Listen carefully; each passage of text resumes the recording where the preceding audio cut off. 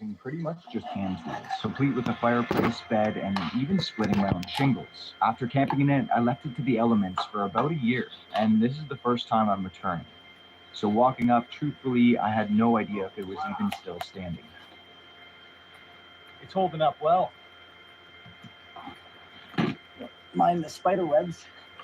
Wow, it's more spacious than I remember, but also has a ton of holes in it. Holy, this wood must have shrunk a whole bunch over the winter and this last year. Okay, so the plan is to fix up this shelter, make it nice and homey, and then we're gonna build our Da Vinci flying pendulum escapement device. This is gonna be so cool. These rocks here are kind of a windbreak, but to be honest, they don't do much. They just look really cool.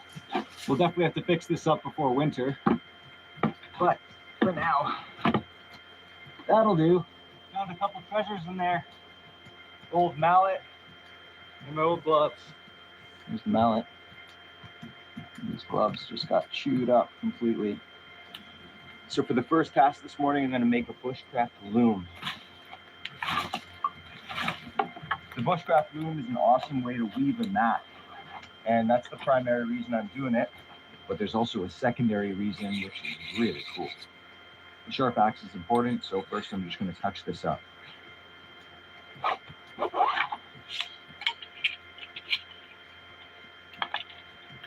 The loom is made with a few sticks hammered in, and then we have lines coming off from it, and then we get some material like cattails or any kind of long grass, and we'll weave that in to make a mat.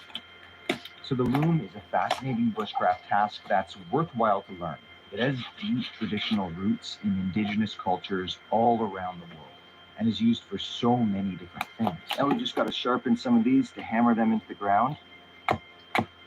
So at a bushcraft camp, it's easy to set up and makes a number of useful items. It's used to turn fibers, whether that be branches, vines, or grasses in this case, into pretty much anything that could be woven.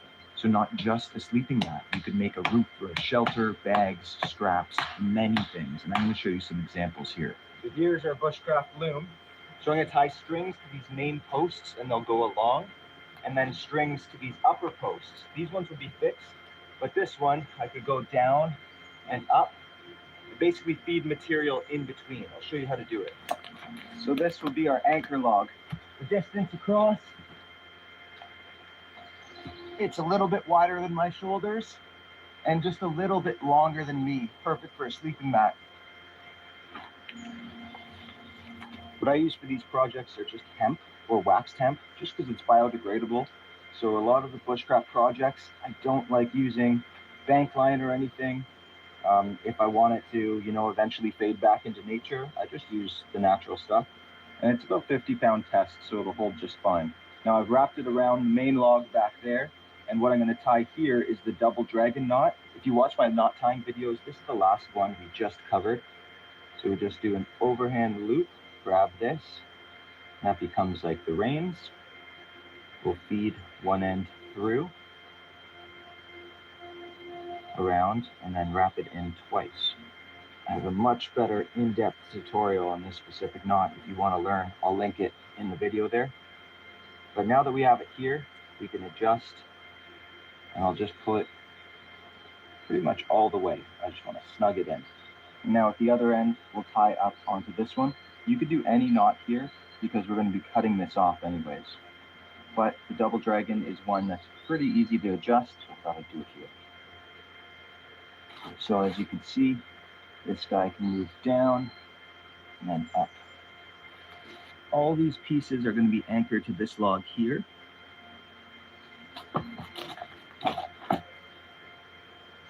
And you can see we move up and down.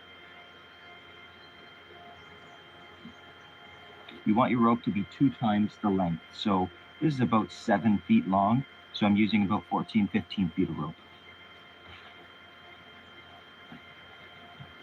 Okay, so the bottom one, I'll anchor here.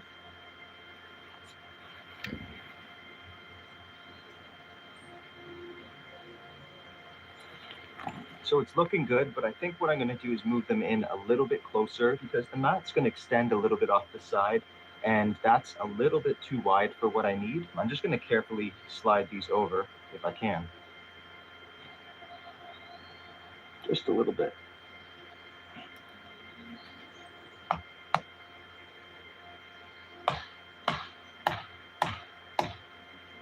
Okay, our loom's looking great. The next step is simply getting some material to fill it with. So I'm going to start with the stuff I already have in my shelter. And then I got to go harvest some more. I'm going to try to find dead stuff. I'm looking for grass or dead cattails, anything like that. Here's the basic practice. And this is why it's good to have these ropes not too far apart. We're going to feed some into there. If your pieces aren't long enough to cover the whole thing, you slowly layer them. And we will need a lot more. Now that they're wedged in between and underneath, we remove this stick and we're going to slide it down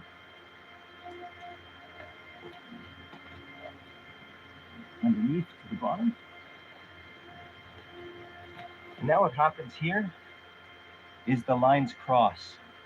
So as we fill in more, the lines will be zigzagging and basically holding all this material perfectly in place. So let's go harvest some more. We'll make a bed for tonight and I'll show you something else that's really cool that we can do with it. So on the way to find material for my sleeping mat, I came across this. Let's see. I'm not a mushroom expert, but this looks like a coral fungus, obviously. There's some species that are edible, of course, and then there's some species that are pretty poisonous, so make you sick. So I really don't know. This one looks like the good one, but I won't mess around with that kind of stuff. I know a few particular mushrooms, and that's kind of it. That's something I want to... Oh my gosh. No way. So I just stumbled upon the coolest thing. This is my favorite mushroom to harvest. It's called bear's tooth, and it's closely related to lion's mane. You might have heard of this. It's very, very good for you, and it's also delicious. And I've only found these a couple times before, so this is incredible to come across this right now. So I'm gonna harvest some of this for dinner, and then we'll leave a decent amount so hopefully it can propagate further.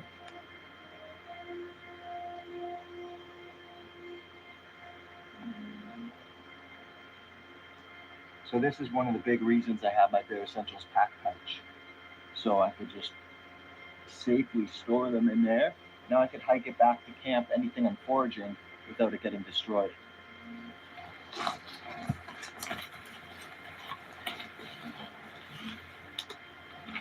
There's lots of dead grass I could pull up. These grasses are really good. I just got to make sure to get all the dry ones. This green stuff technically has a bit of water inside, so it won't insulate me as much as I want it to. These dead bunches here, that's what I want to get.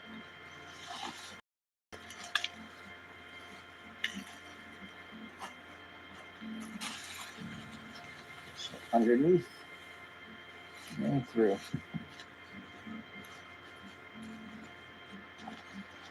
Now we take our stick, lift the loom,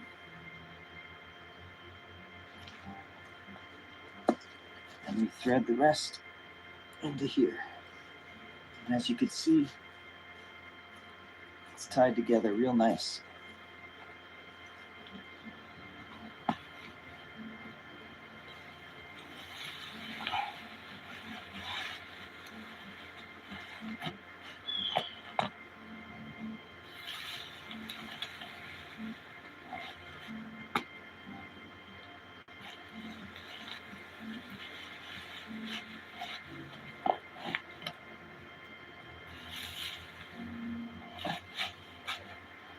All right, now that we got this really nice bed, we're gonna tie off these edges here, all those four, and then tie off those four.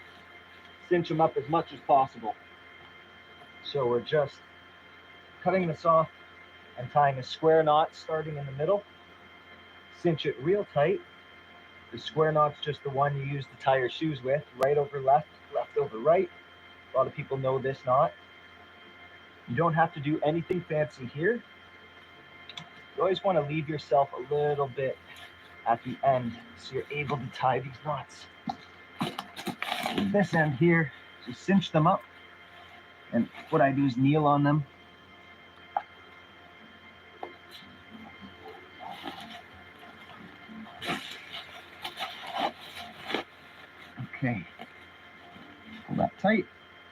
Okay, got our bed. Oh yeah, conforms to your body. It's so comfortable. So this is called the Bushcraft Loom, and you can weave all sorts of mats or even the shelter roofing itself. And I'll show you one other cool thing that you could do with this. So we have our grass mat, and I'll take the center of it and just open up a little hole, just like that.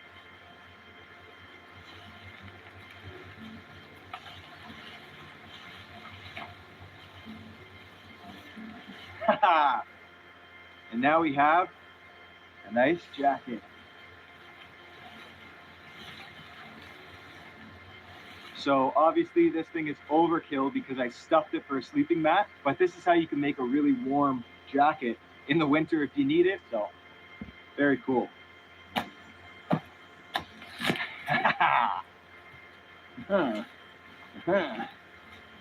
All right, so now we have our sleeping mat. Let's throw it in.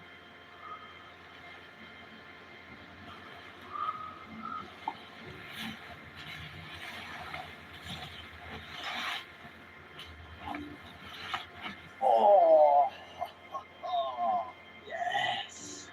This is the greatest bed of all time. All right, we got our bed. Now it's time for the next bushcraft task, the Da Vinci flying pendulum. Let's do it. So first things first, I'll get this a little bit cleaned up and get a fire pit going.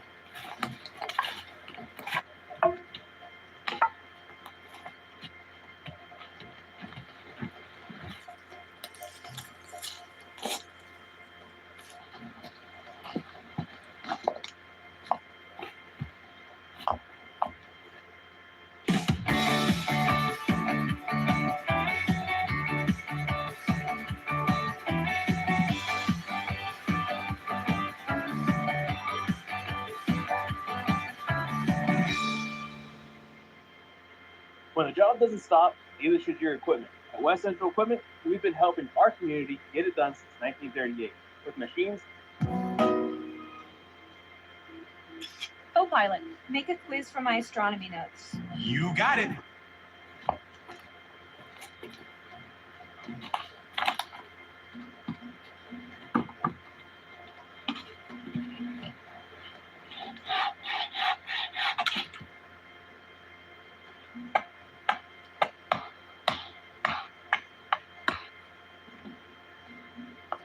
So this is just a traditional spit right now, and you'd put a piece of meat or something to cook on here and slowly turn it manually so it cooks evenly on all the sides. What we're going to do is automate this so we can go and do other bushcraft tasks, and it's going to auto turn on its own. And how we're going to do that is by using Leonardo da Vinci's invention. It's called the Flying Pendulum Escapement, and it's my first time trying this out. This is going to be such a cool build, and it's kind of hard for me to explain with words, so I'm going to visually show you with all the steps. Here we go. So first, I'm just going to debark this entire thing. You could do it like this with just your knife and go along, but it's not 100% perfect. Now there's an easy trick that I like to do to make this a little bit better. So just going to take my knife and a pretty solid stick and put it on top, put it into the stick a little bit, and tap it down. So it almost starts splitting that stick. And I'll tap the back, get it a little bit deeper in. Now at this point, it's really easy to pull out because there's a gap there. So I'm just going to take some wax hemp here, and we're going to tie a constrictor knot on the top. I have a video on the constrictor, which I'll link, but we just wrap it around. It's very similar to the flow hitch. Go cross over itself, and it creates this X shape. When you come back around, go over this line here. And once you go over, we'll thread it through the X. The only difference between this and the clove hitch is we wouldn't go over the standing line here. And then the functional difference of this is it locks in place extremely tight. So now we can really heave on this. Now that's locked in place, so we could use this as a draw knife.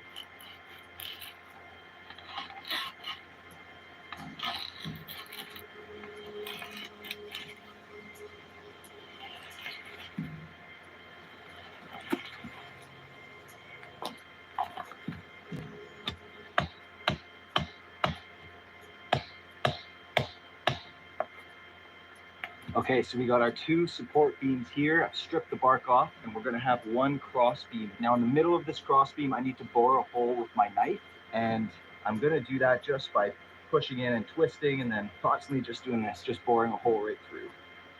Just make sure it's centered.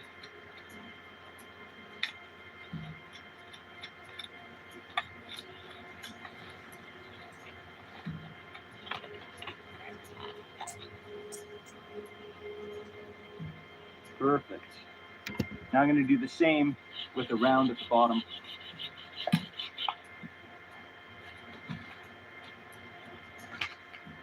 So we have this, and I'm just going to get to work again.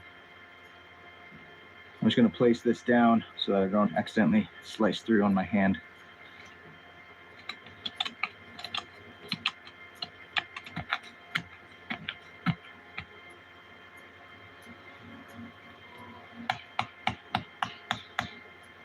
Perfect. Now we have this one with the hole and that one with the hole, and we need 1 stick to fit just like that, all the way up, pretty much just like that. And we'll trim the ends to fit in that hole perfectly, and trim the other end to fit in this hole here.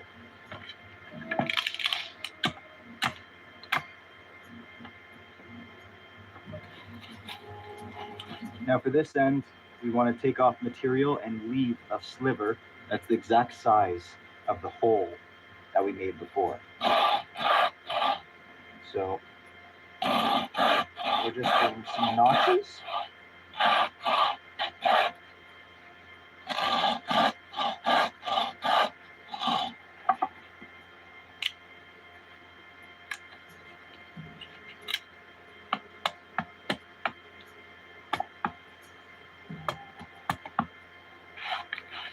I'm just going to touch up the knife a little bit. This is the sharpener wallet, and I'm just going to use the 1000 grit. So you just find that edge.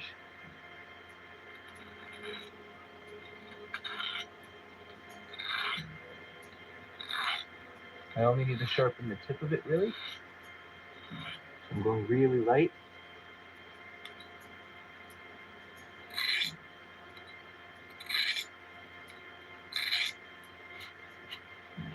And now the back has a strop on it. So this is what gets your blade really sharp.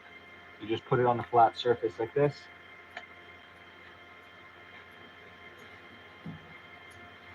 And strop about 50 times. Yeah, it's razor sharp now.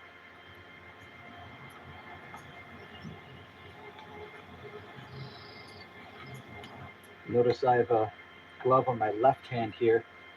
When you're working with a knife, it's always your left hand that gets sliced up. If you're right-handed, that is.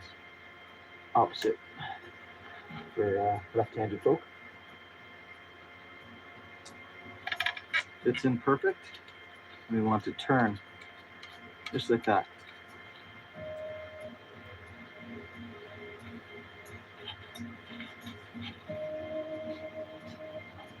So now for the cross beam, exactly where this hole lines up, we want another one.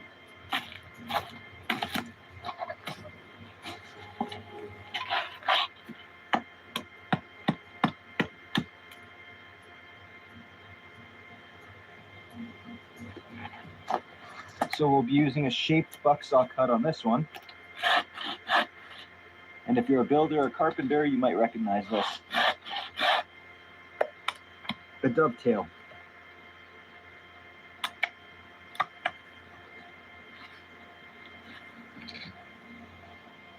There we go. All right.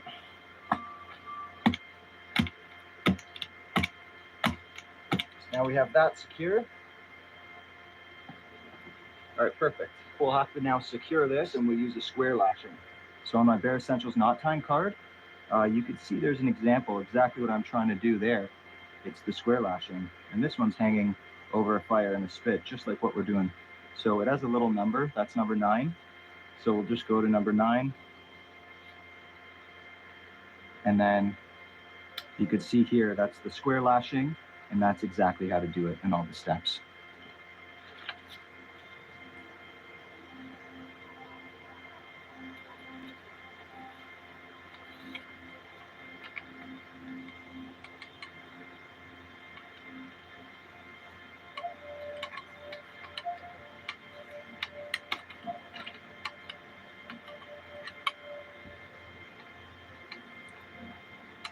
So we want this to freely spin and go pretty close to each one. I always want something so I can reference the knots when I'm out here and then see where exactly to use it. All the gear that I make is born of just me wanting to use it myself, to be honest. This one will actually be raised up just a little bit. All right, look at that. That spins freely now. Okay, on to the next step. A small stone. What we're going to do is tie a rope around this, and we're going to use the monkey fist knot to do it. And I'll cover this in a specific video because it's hard for me to show right now. Now we're going to tie this to the end. And I'm going to use a constrictor knot here. See how this works? Spins, wraps around, unwraps, and then spins. Now you might ask, what is the mechanism to keep this spinning on its own? Well, I'll show you. First things first, on this bit here, we want to make sure that turns nice and easily. We'll go up top and have a bracket here so it cannot come loose. So now here's the big challenge. We have to tie a rope to this center spinning stick, and that's going to twist around and make it want to turn. The inertia is going to be wanting it to spin. That continues and wraps around our rotisserie stick, which then continues and goes somewhere up there, and there's going to be a heavy rock on the other side that slowly comes down. So it gets pulled down and twists everything very slowly, and then in theory it spins the rotisserie by itself over a decent amount of time rather than me there twisting it. So I have to build a ladder to get up there and set up an anchor, then anchor a big rock. So that's what we'll do.